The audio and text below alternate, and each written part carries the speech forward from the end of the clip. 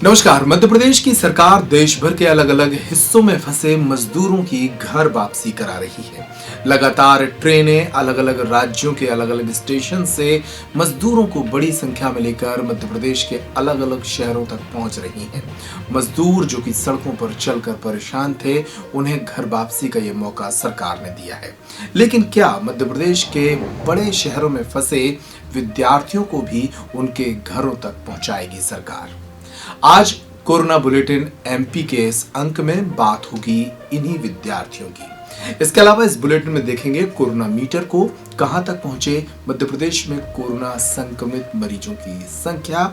इसके साथ ही चर्चा करेंगे मध्य प्रदेश की उस बेटी की जिसे अपनी पिता की शहादत के बाद सरकार ने सब इंस्पेक्टर की नियुक्ति दी है। सबसे पहले देख लेते हैं मध्य प्रदेश के अलग अलग शहरों में फंसे छात्र छात्राओं का हाल। ये तस्वीरें हैं इंदौर में फंसे उन विद्यार्थियों की जो इंदौर में कंपटीशन एग्जाम की तैयारी के लिए गए थे।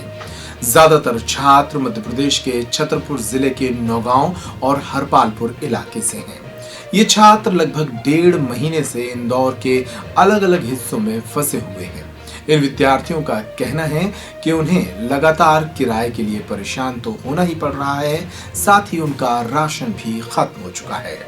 सरकार ने घर वापस भेजने के लिए जो पोर्टल पर अनुमतियां देनी शुरू की हैं, उस पोर्टल पर 4 व्हीलर वाहन के लिए अनुमति मिल रही है और इस अनुमति पर उन्हें लगभग 25 से 30 हजार रुपए का खर्च 4 पहिया वाहन से जाने पर आ रहा है। ऐसे में विद्यार्थियों को अपने घरों तक पहुंचने के लिए सरकार कोई व्यवस्था करे। सबसे पहले सुनिए इन विद्यार्थियों की पीड़ा। मेरा नाम राहुल नामदेव है और मैं नौगांव का रहने वाला हूँ। पिछले 3 साल से इंदौर में रह रहा हूँ। मेरे साथ में भी 2 से 3 लोग रहते हैं और मेरे आसपास भी 1-2 किलोमीटर की रेंज में मेरे दोस्त लोग रहते हैं जो कि नौगांव से ही हैं। और सबकी दिक्कतें ये हैं कि खाने की व्यवस्थाएं नहीं हैं, लोग बाहर नहीं जा सकते, कुछ खरीद नहीं सकते हैं, दुकानें पूरी तरह से बंद हैं। तो प्रशासन से भी कोई अभी तक का सहयोग नहीं मिला हम लोगों को और ना ही उनके घर तक पहुंचा राशन पानी। उन लोगों को कोई व्यवस्थाएं नहीं है, हम लोगों को भी व्यवस्थाएं नहीं है। तो हमारा शासन से और प्रशासन से यही एक विनती है, निवेदन है कि वो हम लोगों को इंदौर से अपने नौगांव तक घरों तक पहुंचा दें।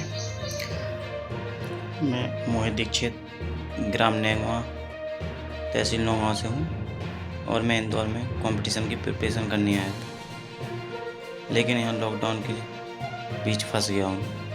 ना हमारे पास खाने का कुछ राशन है और 2 महीने से मकान का फालतू किराया दे रहे हैं। हमारे पास पैसे भी नहीं है, पापा किसान हैं और खाने के लिए कुछ नहीं। ये हमारा आटा है, ये आटा है पूरा ख़त्म हो गया है और ये सड़ी आलू खा रहे हैं हम लोग।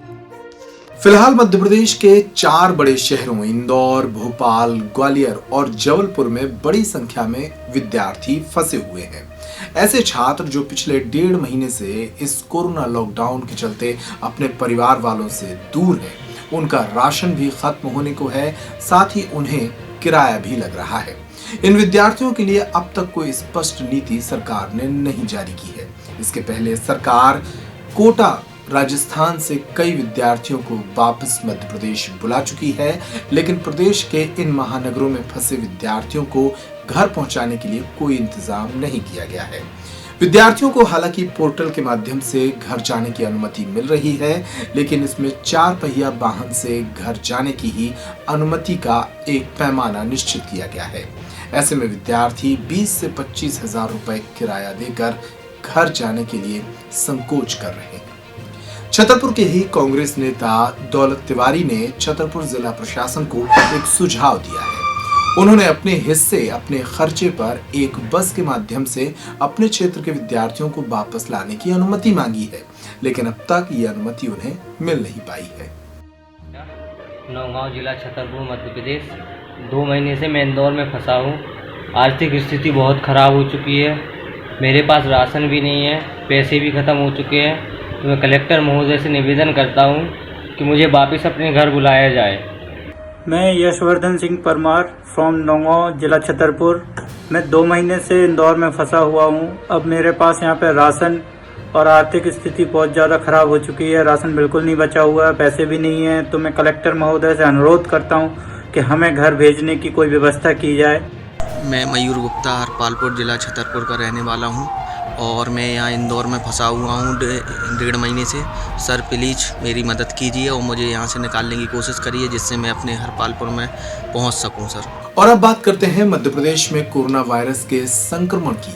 मध्य प्रदेश में कोरोना वायरस का संक्रमण अब तेजी से फैल रहा है।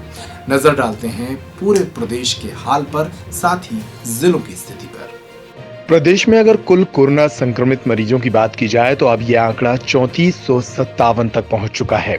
इनमें से 1766 एक्टिव पेशेंट हैं, जबकि 1480 लोग अपना इलाज कराकर ठीक हो चुके हैं।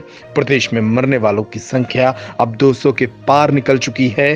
कुल मौतें 211 हैं। अगर जिलों पर नजर डालें तो इंदौर में कोरोना इफेक्टेड मरीजों की संख्या 1780 हो चुकी है।